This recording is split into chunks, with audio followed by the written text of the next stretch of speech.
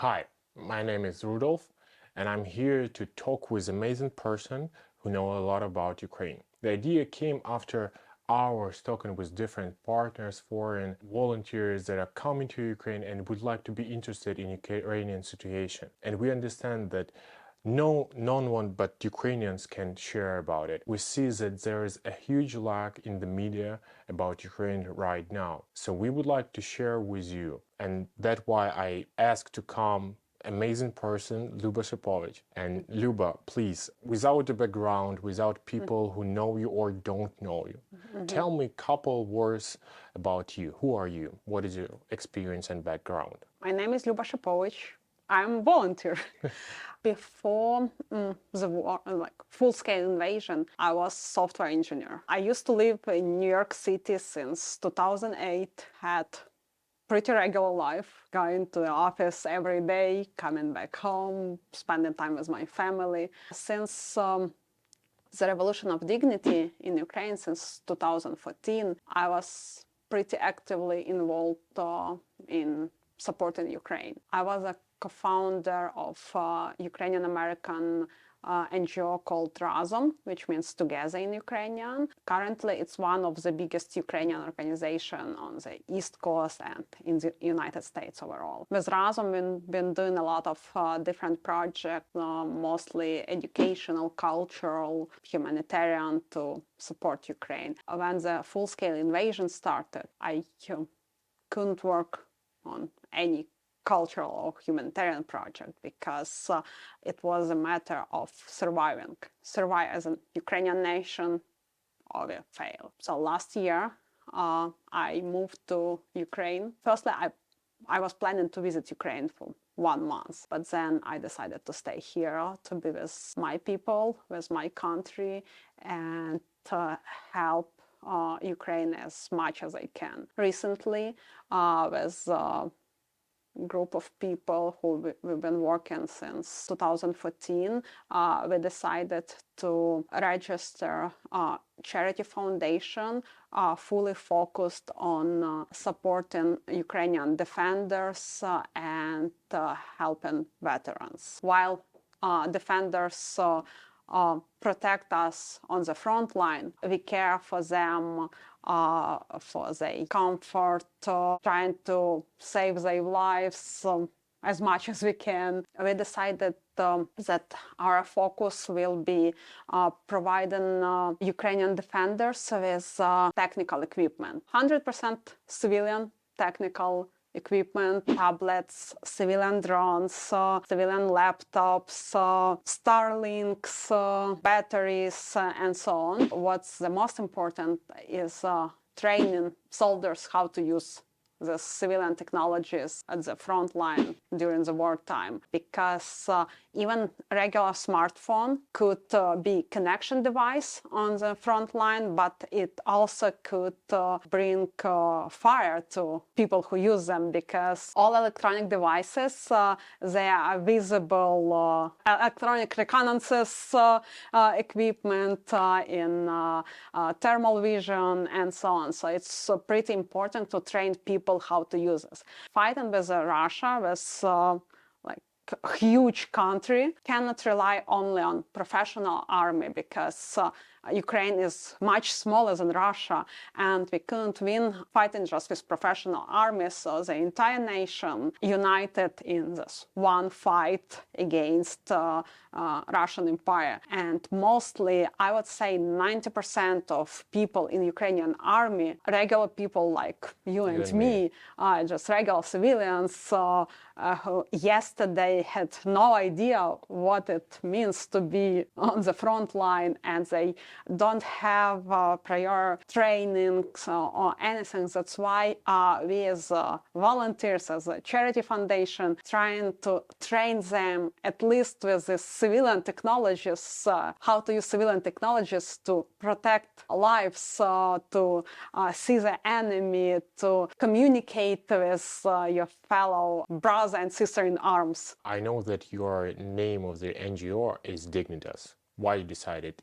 It's obvious since your words, it's obvious why you name it, but maybe there is a history behind this name, Dignitas. So Dignitas means dignity in Latin, since we all know each other since the Revolution of Dignity. And Revolution of Dignity, about dignity, Maidan, which is the place where Revolution of Dignity started, it has a banner on one of the buildings that says Terra Dignitis, land of dignity.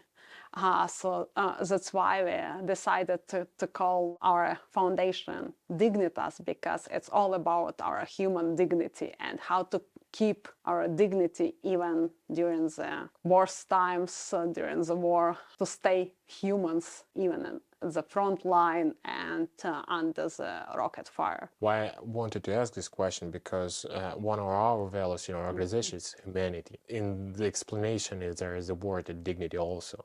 It's extremely yes, so I would say valuable. that dignity is a part of humanity. Yeah, one without another is One of the impossible. most essential part. Yes, yes. Let's dive into the question, what's going on right now on the Ukrainian side in the front line? What do you know? What is your view? If you see the news, you might imagine that Ukraine is almost winning, but unfortunately, we're still far, far away from the victory. Russia is a huge country with huge human potential. The population is more than 140 million of people. Because it's a totalitarian country, they don't have any stoppers. If Putin says, they will go to the front lines, they will move the economy to the military economy and so on. Like, they have a lot of resources and they won't stop. They just won't stop, as they didn't stop on Georgia, they didn't stop on Crimea. So it's just the nature of empire to extend their borders. And with Ukraine, they have something like a dream. They don't want Ukraine to exist.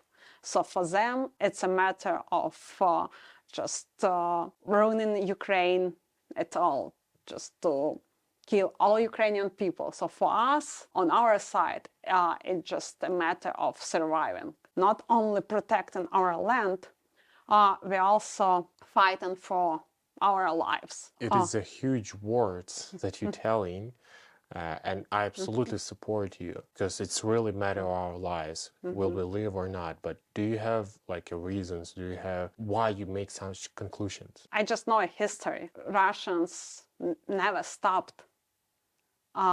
They put all the efforts, all the resources just to, clear everything on our country, just to remove all signs of Ukrainian presence. And we cannot allow them to do this. So yeah, for us, it's just a matter if our nation would survive. That's why it's very important for Ukrainians to be for all civilian people to be trained to expect that someday everyone would need to fight. Mathematically, we have less people than they have. We have less resources. Hopefully, with the help of our partners, with the entire Western world, we could stand up against Russian Empire, against Putin. What is one of the main projects in Dignitas right now? As I said, we focus on providing communication devices, technical equipment, and especially we're focusing on civilian drones. On the front lines, like eyes, you could see from the above. You can see where Russian forces are. You can plan evacuation routes. You can do air reconnaissances. It's pretty much surviving of particular military unit. If they can see, they can fight. If they're blind, they just don't know from which side expect fire. Yeah, absolutely right. And even it's not a focus for our organization, but one time I even supported my close friend hospitality drone for evacuation, so they could see people, injured people on the front line and evacuate them. Yeah, so with a drone, you can find injured people. You can see which ways are safe for evacuation. You can plan this evacuation routes. So yeah, with drones, you can save much more lives than without drones. I know there's one more fundraising campaign, a big fundraising campaign, another thing. Can you share about it? As we're about dignity, we care about human dignity and staying humans on the front line. So we're also fundraising for mobile buses and mobile laundries for soldiers. You know, as civilian people, we used to have our morning, evening shower every day. We used to have clean clothes, and when our friends or like other civilians, they go to the army, they also need to have clean clothes, take showers. So one of our focus is to fundraise and provide mobile laundries and buses for soldiers. Can you share a story how you came to understanding that this is needed? We started this project last October when Russia was bombing Kyiv, and it was a few days without electricity and hot water. I personally struggled from lack of shower and thought like, oh my God, if I cannot function like normally without shower, how it's on the front line when people cannot take shower for weeks or even months, like they don't have access to clean water, they don't have access to laundry. And then I heard about Ukrainian production. They built this mobile buses and mobile laundries, and I thought, oh my God, this is what's needed for people on the front line.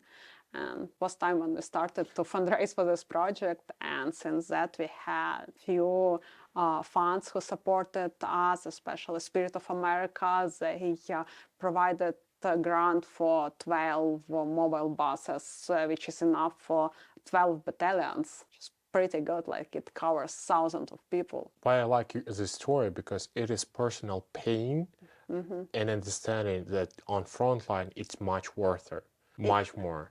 Yeah, and it's like very important to understand that on the front line we have also finance civilians. It's not people who are trained to live in like such circumstances, like in such conditions. Normal people, normal civilian people who are fighting right now on the front line, and they never been trained to survive conditions even close to front line. But I would say it's important even for professional army to stay humans, to keep the dignity of the human being. I know that you had a meeting with Valery Zaluzhny. What is your impression after that meeting? Working on projects to support defenders, it's very important to keep communication with command and like in different forces. We speak to Minister of Defense, we speak to General Zaluzhny, we regularly speak with brigade commanders, just to do these reality checks, like what's going on the front line, what are plans, and so on. So with General Zaluzhny, we are trying to meet with them like at least once a month to coordinate on our efforts. What's most needed, what important needs or important points to communicate with our donors, with our supporters, with our volunteers. About General Zaluzhny, I would say it's one of the most amazing person I ever met, and Ukrainians are very lucky to have him, and especially during the war. Yeah, absolutely, I agree. I heard many people and different opinion on different people in the government, but a general opinion about Zaluzhny is the same in everyone. Yeah, and he's not only very professional, but he's also very human. Yeah, Yeah. Do you have inspirational stories about soldiers that inspired you? Yeah, Zelestis. That's a very good question. I do have them, but to be honest, during this full-scale invasion, I having experience with last 9 years of the Ukrainian war. Currently during last year, I'm trying to keep distance between myself and people who provide help with, because it's just personally too difficult to lose these people. When you communicate with people on the front line and then something happened to them, it's just very difficult to stay active and work further. So personally, I'm trying to keep this distance. It's not easy. It doesn't work. And as I know you personally, you're not good at some time in that still. I'm trying. Yeah, we're all trying. Yeah, it just help us to keep resilience in this time. And the last question, why you didn't give up? You're still fighting, you're still trying to do something. A lot of people are talking about burnout, tiredness of the war, and you had opportunity to go to New York and have wonderful, amazing life in New York and forget about war. Why are you still here and fighting? As I said, it's a matter of surviving Ukrainians as a nation, and you have to have luxury to give up. We just in Ukrainians, we don't have this option. Either survive or die. So we cannot burn out, we cannot give up, we cannot just walk away, because Russians, they hate us so much just for us to be Ukrainians. So they won't stop even on Ukraine. So if they take Ukraine, then next Poland, Estonia, Litva, Latvia, or Moldova, we don't know. But we know for sure that they won't stop. They didn't stop on Georgia, didn't stop on Crimea, didn't stop on Donbass. We don't have an option to give up. We just have to fight for our lives, for lives of our friends and family. Thank you.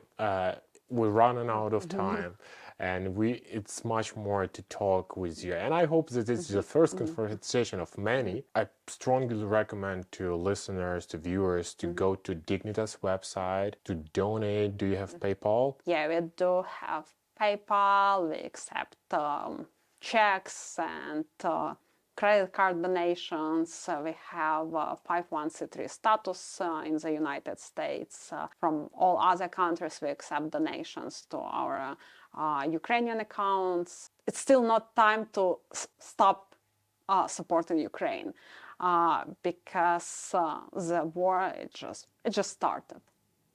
It's not even close to the victory, because we have a country with 140 million people. There are people who will listen to the totalitarian leader, who will do whatever he says. And as we know, totalitarian leaders, they never stop. For them, it's just a matter of their life to extend empires. Yeah, thank you so much. Thank you for your time. I know it's super valuable, and strongly recommend to donate to Dignitas, to support them, follow on their pages, Facebook, Instagram. In the link you will find those all. Thank you. Thank you, Liva. Thank you. Thanks.